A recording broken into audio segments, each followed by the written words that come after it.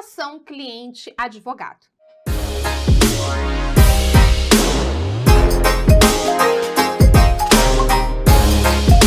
Quando falamos da relação cliente-advogado, nós devemos lembrar que nós temos algumas diretrizes que balizam essa relação.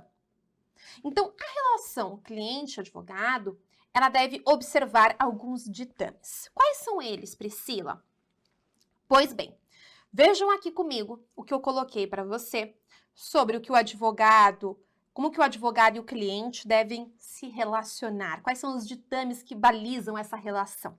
Pois bem, então, vamos lá, vou pôr aqui na tela para vocês. Relação cliente e advogado. Então, o advogado deve informar o cliente de modo claro e inequívoco quanto a eventuais riscos da sua pretensão e das consequências que poderão advir da demanda. Então, olha o que nós temos aqui.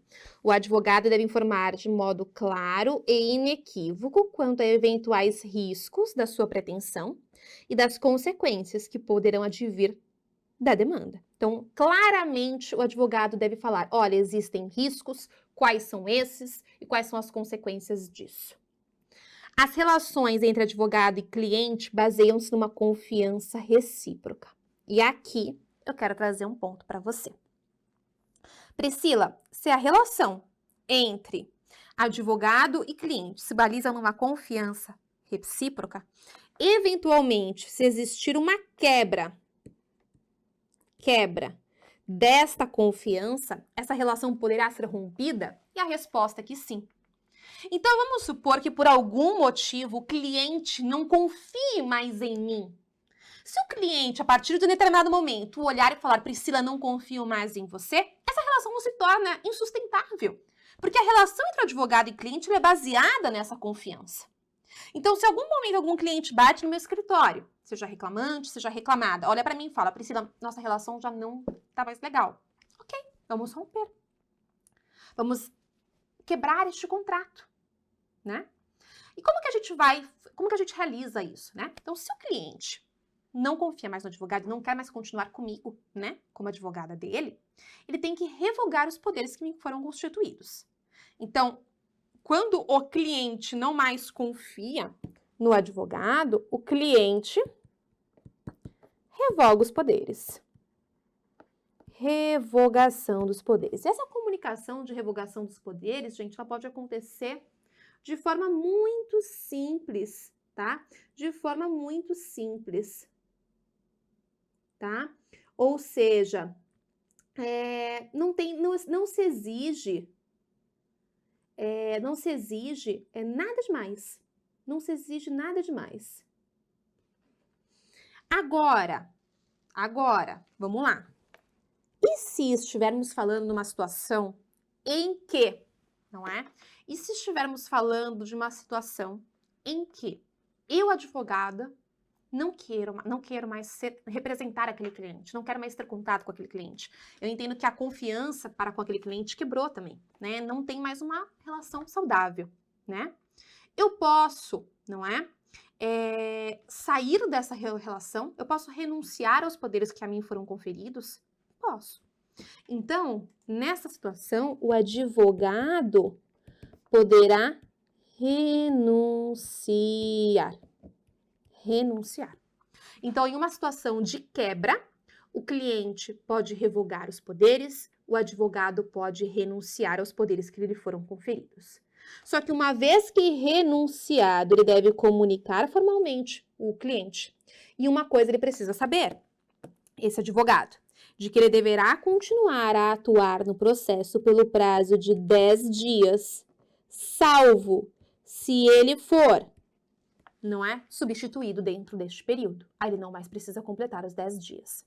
Então, o advogado, ao renunciar os poderes que lhe foram conferidos, né, ele continua atuando no processo pelo prazo de 10 dias, salvo se dentro deste prazo de 10 dias, novo advogado for constituído, ou seja, ele for substituído dentro deste prazo. E aí, nessa situação, ele não precisa completar o período, ok? Priscila, e quando o cliente revoga os poderes, eu preciso continuar por um período que nem acontece na renúncia? Não. Revogou, acabou. Sair do processo imediatamente. ok? Depois nós temos, o advogado não deve aceitar procuração de quem já tenha patrono constituído, sem prévio conhecimento deste, salvo por motivo plenamente justificável ou para a adoção de medidas judiciais urgentes e inadiáveis. Então, o advogado não deve furar o olho do coleguinha, não deve aceitar procuração, não é? De quem já tenha um patrono constituído, ou seja, já tenha um advogado constituído e aceitar sem prévio conhecimento deste. Agora, pessoal, veja, salvo motivo justificável ou para adoção de medidas judiciais urgentes e inadiáveis. Então, vamos supor que uma empresa me procura falando, olha, nós temos um recurso para fazer na Justiça do Trabalho e eu não consigo contato com o advogado. O advogado estava de férias, saiu de férias, o celular dele está sempre desligado, eu preciso que esse recurso seja feito. Não temos contato. Eu tento contato com o advogado, tento e-mail, não tenho resposta também. Tentei por todos os meios contatar o coleguinha, não consegui. É a adoção de uma medida judicial tida como urgente, inadiável sim, tem prazo recursal, né? Depois do prazo, não tem mais o que fazer. Portanto, aqui nesta situação, aí eu posso aceitar a procuração de quem já tenha patrono constituído. Caso contrário, não devo, ok? Então, para medidas justificáveis aqui, né? O motivo justificável ou medidas judiciais urgentes inadiáveis é possível. Sobrevindo conflito de interesses entre seus constituintes e não conseguindo o advogado harmonizá-los, não é? Caberá optar com prudência e discrição por um dos mandatos, não é? Renunciando aos demais, resguardando sempre o sigilo profissional. Pessoal, então veja aqui comigo o seguinte, sempre que nós estivermos diante, não é? De uma situação, não é? Diante de uma situação em que tenha, surge ali um conflito de interesses. Então, vamos supor, né? Marido e mulher. Então, tá aqui o marido e a esposa, não é? E aí surge aqui um conflito de interesses entre os constituintes. E assim não é possível harmonizá-los. Eu, como advogado, que estava ali atuando em prol deles, vou ter que optar ou por ela ou por ele. Então, se eu não conseguir harmonizar as partes, eu vou ter que optar com prudência, né? E discrição, que é o que está aqui. Prudência e discrição por um dos mandatos, renunciando aos demais, né? Resguardando sempre o sigilo profissional ali envolvido. E aqui é um detalhe. Vocês percebam que ele fala que eu vou optar com prudência e discrição. Ou seja, não cabe eu virar aqui e falar assim, olha, eu estou optando, não é? Pela mulher aqui, pela menina, pela esposa, né? Até então, esposa do senhor X, porque o senhor X, não é? É um grosso. O senhor X, ele sempre maltratou a mulher, violentava a mulher, o senhor X fazia isso, fazia aquilo, me agrediu uma vez, não é? No meio de uma discussão, sempre me ofendia verbalmente. Eu não vou justificar o porquê eu estou optando pelo X e não pelo Y. Não vou justificar. Eu devo optar por um, não é, dos mandatos, com prudência e discrição. Eu não tenho que falar por que eu prefiro o X ao invés do Y, o Y ao invés do X. Vocês conseguem visualizar isso? Então, cuidado, cuidado. Além disso, nós temos aqui é direito e dever do advogado assumir a defesa criminal sem considerar sua própria opinião sobre a culpa do acusado. Eu não tenho que julgar. Ah, não, mas ele é culpado, ele é acusado, não vou pegar o caso dele, não. Não cabe a mim fazer isso. Tudo bem?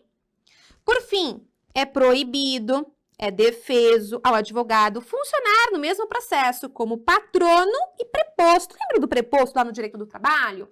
O preposto que representa a empresa, que representa a reclamada. Para que ele seja preposto, ele precisa tão somente ter conhecimento dos fatos. Ele não precisa ter presenciado os fatos, ele não precisa ser empregado. O preposto que está ali representando a empresa, ele só precisa conhecer dos fatos. Pois bem, se não vai o preposto no dia, o advogado pode ser preposto e advogado? Não, é proibido. São figuras separadas que não podem se confundir.